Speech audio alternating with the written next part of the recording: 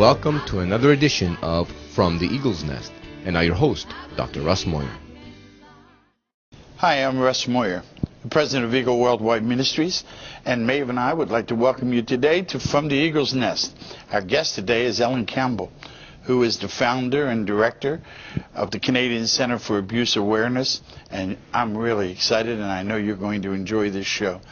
Ellen is one of the foremost voices in Canada and around the world for people who are survivors of abuse, and she is a voice for inner healing, and she has a tremendous organization that touches people around the world. Ellen, thank you so much for joining us today. Thank you for having me. I really appreciate it. I'm excited.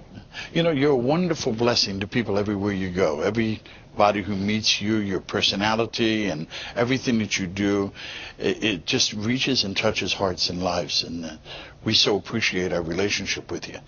Well, I'm grateful for 11 years ago when Brother Russ, you prophesied over me. And everything that you prophesied has come true. And I really believe it's because of your ministry that God has equipped me through you to do what I'm doing. You know, the Canadian Center for Abuse Awareness is a survivor organization. And I like the way you use survivor instead of victim. Right. Because survivors are what we are. They're people who have suffered from abuse. And tell me how you got started and what happened and how you got started in this and why you got into it. Well, I'm a victim. I was sexually abused as a child and had a very destructive life, 3 marriages, 2 abortions, and was suicidal. And you know, the Lord grabbed me through people. He put someone in my life to really minister to me at the time. And then I just gradually started with the agency in the basement of my house 20 years ago, actually. 20 years ago, May 13th. And bit by bit, people just brought people into my life. And again, I look back and I see how the Lord was weaving all this into my life. And I wasn't walking right with the Lord at the time. I wasn't, you know, where I am now, even though I'm not all there. But the Lord just kept moving in my life and opening doors. And about 14 years ago, we had a major catastrophe in Canada with Martin Cruz, fellow at Maple Leaf Gardens. Yes. And Toronto Maple Leafs and Shoppers Drug Mart came on board, raised a lot of money, got me out of the basement.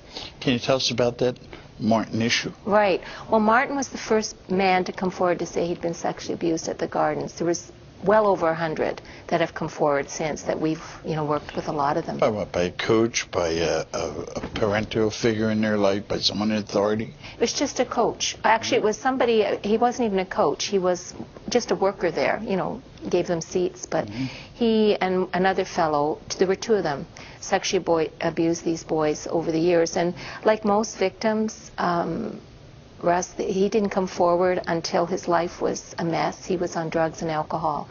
And he finally came forward. But his perpetrator only got 2 years less a day. In Canada, the laws are extremely light for perpetrators. And he said, "Is that all my life's worth?" And he killed himself. Wow. But, you know, God has taken what was so horrible, and he really has turned it for good because of that, they offered to help me, the Toronto Maple Leafs, and it brought the issue out, especially for men, because men weren't coming forward at that time. Now, probably about 75% of the calls we get are from men coming forward asking for help. So then the next step was actually another miracle that the Lord did in my life, because I had another trauma where my ex-husband left me for another woman the day my mom died.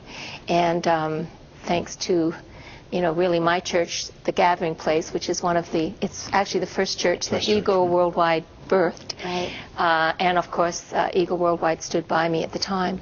But I said to the Lord, if this is my ministry, if this is what you have for me, you send the money, you send the people. I'm not doing this anymore. And I 100% surrendered it to the Lord. And within a month, I had $250 left in the bank. And within a month, I got the #1 radio station in Toronto, came on board, and we raised $250,000. Wow. 1,000 times. That's God's math. That's awesome. Right? But again, I think it's really important for your viewers to understand that I didn't have it all together even then.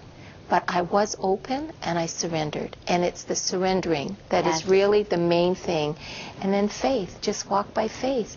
And he's continued to just open doors for me and through government and media. And I shake my head some days and I think, Lord, why would you use me? Like, why me? Well, you know, I can see some of those reasons. First of all, you're a great networker, and you're an exciting person to be around, and you have a heart for other people, and that's all good starting point and a great foundation. But you are really a woman of faith as well, and Maeve and I have seen your faith in action, and we've believed for things together, and we've seen God Absolutely. come through, and Yeah. it's a great thing to be able to walk together and walk that walk of faith together. You know, you also got us involved in a program of yours that you do so many programs. Like you partner with us at the Kingsway. You're involved with the First Nations community. But one program that really touched my heart was the baby that was found. Maybe you can tell us a little bit about what happened and about what you do with babies. Sure. Well, I was very grateful that you were able to be the pastor that buried the baby that day. But many years ago, I heard about babies that were discarded, and they would just go to a grave with no headstone, no name, and to me, it was the earliest stage of abuse. So, long story, but the short is that I just said, okay, we'll take those babies, we'll bury them, because I felt they needed a name and an identity, Right. and that the Lord really must have been heartbroken to see the way his little ones were treated. And so we got a God thing, because I said, Lord, I need a plot, I need a headstone. And the Lord opened up the door for me, and I got a beautiful garden with 9 plots and a monument, everything donated. Like when God does it, he does it the best, doesn't he? does. And then you were able to minister that day and bury the baby, the first little baby Leaf, and he was a little boy that was left out in the woods, and our men's group named him, and then we buried another baby, 2 babies that day. But probably like you, Russ and Maeve, when I saw that little white coffin, I thought, oh my goodness, me too. we need to do something. And there's something in the United States called the Safe Haven Law, where you can take a baby to a hospital, not get charged with abandonment. Well, we don't have that in Canada. So we've been lobbying to do that. And actually in Vancouver, they've already got their first little, it's called Angel's Cradle, where they push a button, the door opens, and they leave the baby there. And they've already saved 1 baby. And so we've really taken a lead in pulling all the provinces together to get the legislation, to get this in Canada. Wow. I remember that day when we were standing out at the cemetery, and there were so many people around, business people and people who were in ministry, people who'd been abused, and I remember at the gravesite, you released those doves, and something just wonderful happened in the spirit, and a man came up to me and said that he was abused some 25 years before and carried that burden his whole life, that this was the first day, and that he felt healing when he saw everything that happened. I didn't know that. Oh, it was so That's beautiful to hear him say It that. was. Wow, I know. And a lot of men do carry the burden, and we're as men, sometimes we have a wrong mentality, wrong thought brought up the wrong way, and thinking that we can't speak or we shouldn't, and you know what, it's getting better now. And you're one of the voices that's opened up the doors for men to come forward and to feel comfortable and know that men can cry and men have feelings, and I've seen you work with so many people, and it's wonderful to see what happens with them. Well, thank you. I'm encouraged because when I first started the agency, very few men were coming forward. And now we've done 16 conferences on male victimization. And for instance, the one in Hamilton, Ontario, we had over 400 people come out. Now, they weren't all victims, but it was the people working with the men as well. But there needs to be a lot more done because there's not a lot of support out there. Right. But at least men are removing the shame. Right. And we're transitioning from one season to another, and a lot more openness. And it takes voices like yours that have an impact in the political arena and in the hearts and lives of people for us to begin to come forward and come in the right way. And one of your partners here, one of your friends, partners, allies, works with you all the time, is going to share a little bit now in music. And Helena is just a another wonderful voice and a connecting point, and certainly a face, a heart, and a voice for the Canadian Center for Abuse Awareness, and a voice for survivors everywhere. And she's going to sing a beautiful song, I Need You More, which is one of the songs that you use in Wounds to Worship. So now, stay tuned right now, and you're going to hear Helena share her heart in I Need You More.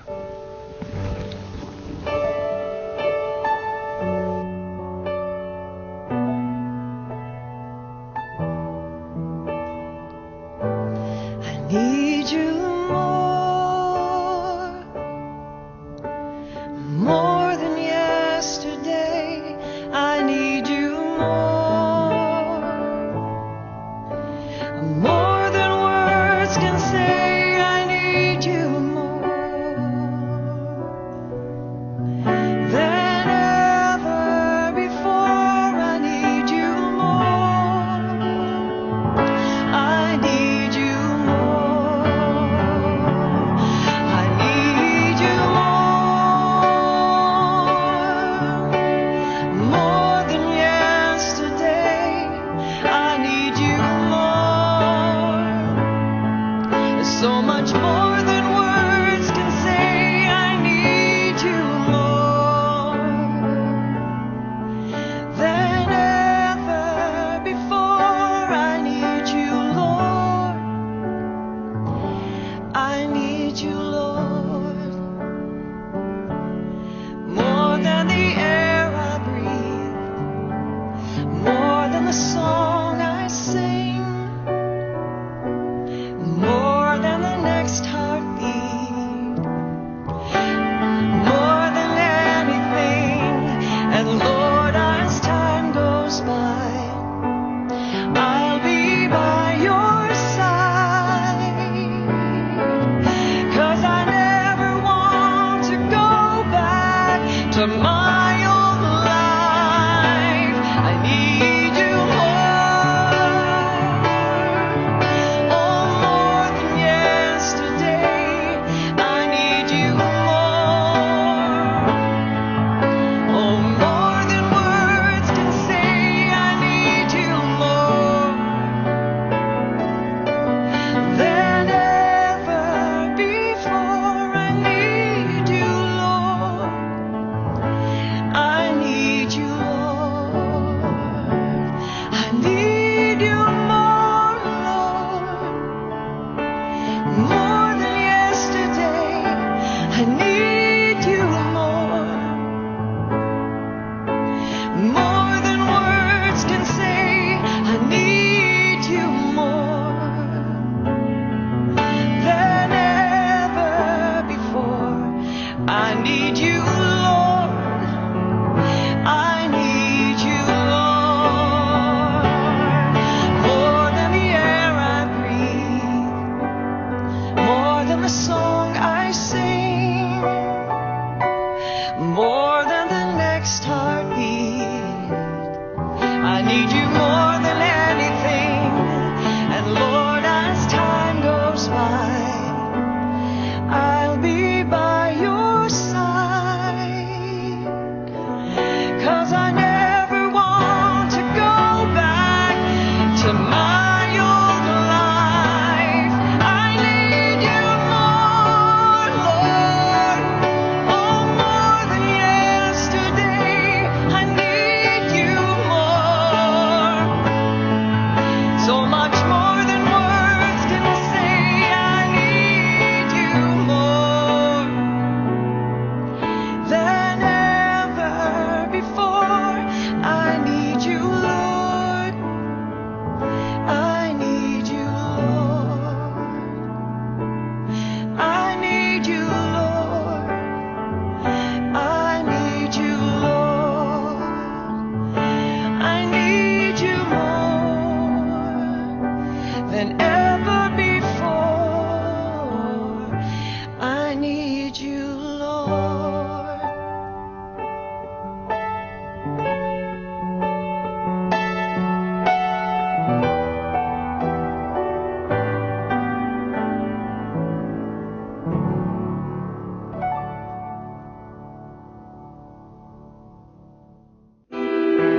When Martin came forward with his account of the sexual abuse that he had suffered as a child, he opened the eyes of Canadians to the fact that such abuse of children is a serious and a persistent problem in our society.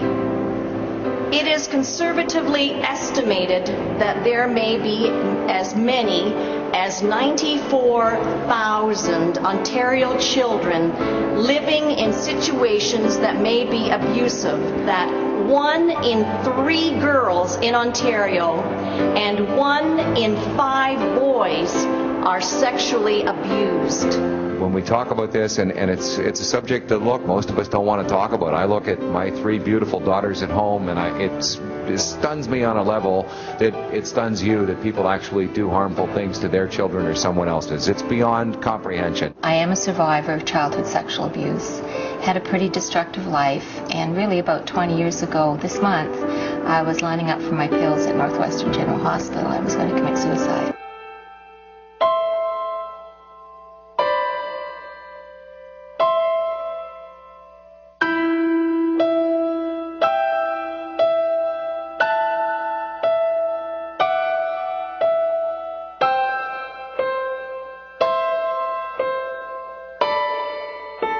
One of our more recent programs that we just started last year is called Hugham's Hope Memorial, and it's named after our Hugham bear, the child abuse prevention bear. And we bury abandoned babies. And I approached Elgin Mills Cemetery and asked them for actually 1 plot. And they donated 9 plots. They donated a beautiful monument where the babies' names can be inscribed, a bench, and they did a beautiful service with 84 doves being released at the end. And I thought, how appropriate. These babies got a funeral that I don't think the highest members of our society would get. CCA has 21 programs, and they're everything from programs for children, women, men. One of my favorite programs is our John Derringer's 13 Days of Christmas. That's when John goes on air, and for 13 days he tells stories of children that leave wishes. We raise money, but our warehouse is transformed. We have volunteers come in along with our staff, and they wrap presents or they fill boxes, and you really get a sense of what you're doing for these families that really need the support. It also provides the product for us that we use year-round, because this just isn't a Christmas program. This is really filling our warehouse for the full year.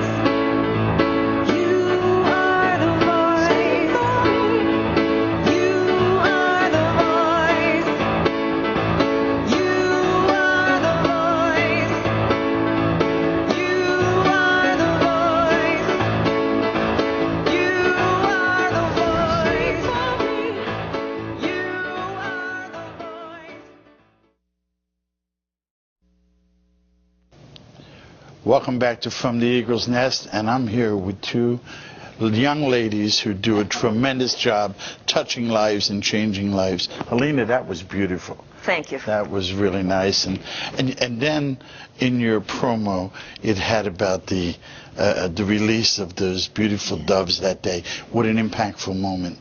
You could just feel the presence of God in that, and hearts were being touched and changed. You do so much. What does it feel like to be actively involved? Because a lot of people talk the talk, but they don't necessarily walk the walk. What's it like to see the impact? Who'd like to go ahead? I think Ellen would like to answer this. Well, I think what's important, Brother Russ, and I think I learned this from you, is our ministry is not just behind the pulpit. The ministry is outside the walls of the church. When we go out, and so a marketplace ministry is really what we do. Helena works with me. She's our director of communications at the agency, but then also we minister together. And both are equally important. They're just different types of ministry. But people have to understand that they can minister right where they are. They don't have to be a preacher. Mm-hmm.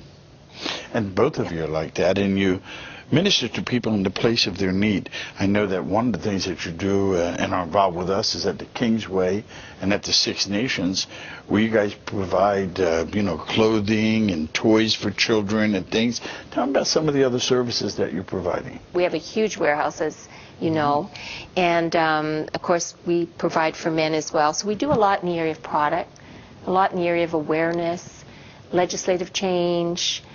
We are the only non-native agency to be working with the First Nations on the residential school settlements. And that has started as just a small thing, and now I believe it's right across Canada, isn't it, Helena? Yeah.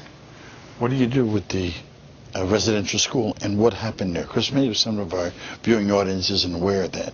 Well, a lot of children that went to residential schools were severely abused, and so the government has made a settlement with them, depending on what happened and when it happened. So, but they've been very hesitant to come forward, or the ones that were coming forward, some of the lawyers were taking a lot of the settlement. So they've put a few agencies in place to actually help them work on their compensation packages. But for us, it's not so much. That's important, but it's what happens afterwards. They need support. They need counseling. They're doing their own storybook. And so it's grown into something, again, God starts with a little seed. It does. And I never know when it starts how it's going to grow. And with you guys, it starts in the natural. And Yes. then it seems to go into that spiritual realm and the inner realm. But, it starts out with the natural need, just like here, to bring settlements and financial restitution to the situation. But then it moves into that heart realm and healing. And you guys do Wounds to Worship. Tell me a little bit about, I know that's your real heart. Tell me a little about Wounds to Worship. Wounds to Worship. Actually, Ellen and I met in prison. That's how we met. What were we doing time for? As residents, but at a Wounds to Worship event. And then I got involved in CCAA after that. But Wounds to Worship is a ministry because CCAA is a secular agency. So we have that ministerial side, the spiritual side, where we minister to survivors of abuse, adult survivors. And we do it through inner healing and comedy and worship. And we do it in the prisons, in churches, and different secular agencies too. It's amazing to see the effect that it has on people's lives when they begin to worship and open up their heart. Just like when you were worshiping here, there was such a beautiful presence of the Lord. And it's in that presence of God that healing really happens. That's right, because as Ellen has said many times, therapy is great, but it can only meet the certain needs. But there's that spiritual need that only Jesus Christ can touch. And so the Wounds to Worship that's why our heart is so deeply connected with that, because we see true, complete healing happening in people's lives. And that's what we really need, is to see people come out the other side. Yes. So that they don't remain a victim, but they are turned into a survivor, and then someone ultimately that is able to put the pieces of their lives back together. And I love to see what happens on the other side, on the other end of it. What's exciting for us, Brother Russ, is I see people all the time in my office that have been in therapy for 5 or 10 years, but that's just dealing with things at the soulish realm. We're spiritual beings. And we have seen people set free in an hour. Jesus Christ can do in an hour, in a minute, what 10 years of therapy couldn't do. And so we see such freedom, and we have an amazing team. But I also want to say that Helena has many characters, comedy. So we use comedy a lot, and she might come in and interrupt me. She's an old lady, Agatha, in a bathrobe. And it's funny to see people's faces, because we do these in churches, right? And recently in prison, she was waiting for me outside the room, and the guards came along and said, "Hey, you, get back to your cell." She says, "No, I don't live here." But it breaks down walls. Comedy is a ministry. And again, when we started off, we didn't know it would be such a powerful part of the ministry. But the Lord knew. I hope that sometime soon on From the Eagle's Nest we'll be able to use some excerpts from your video. I saw your recent video on comedy. It was really, really good. Oh, thank you. The Jamaican lady, I love her. Yeah. All of your characters are wonderful. And it really does break down some barriers when you get a chance to laugh and even laugh at ourselves a little, and it's a good thing. You know, I appreciate both of you and hope to have you back on again soon. You do a great job, both in the Wounds to Worship on the spiritual side and in the natural. If somebody wanted to be a part of what you're doing, whether it's to touch lives in the First Nations or to help people who have suffered from abuse, physical, emotional abuse, how would they be able to partner with you? Well, they could always go to our website, abusehurts.com. That's the best way. We love going into churches, and as I say, we're going down to the prison this Saturday. So in any way they might want to participate or they might need help, we're there. And I just want to thank you, Russ, because really you, and thanks to you and Eagle Worldwide Ministries and the Gathering Place, we were both equipped. Even Helena, when she started at the Gathering Place, wasn't flowing the way she is now in the Spirit. Absolutely. It's the Holy Spirit that we need. And it is beautiful the way God uses you in music and in every way. You have a real sweet heart for the Spirit and can feel the flow of the Spirit. I appreciate having you both with us today. And, you know, as we go forward, is there anything that you'd like to share with someone who's suffering right now, or someone who's coming out the other side? Is there anything on your heart that you could share with them? I would just like to encourage them, because I was lining up for my pills 22 years ago. I was going to commit suicide. And trust the Lord, lean on Him, find a Spirit-filled church, call us. But the very fact that you're watching this show means that God has His hand on you. So I really pray that you're going to reach out for help, and recovery is possible. Well, thank you for joining us today, and hopefully we'll have you back again soon. Thank you for joining us out there on From the Eagle's Nest. And, you know, stay in touch with us. You know what? There is a way out. There is another way. And all you need to do is to reach out, to touch Him, and to be there with Him. Jesus is the answer. You have a wonderful day now. God bless you. And I believe I can fly. Thank you for watching this edition of From the Eagle's Nest with your host, Dr. Russ Moyer. Eagle Worldwide Ministries offers a variety of resources to strengthen the body of Christ.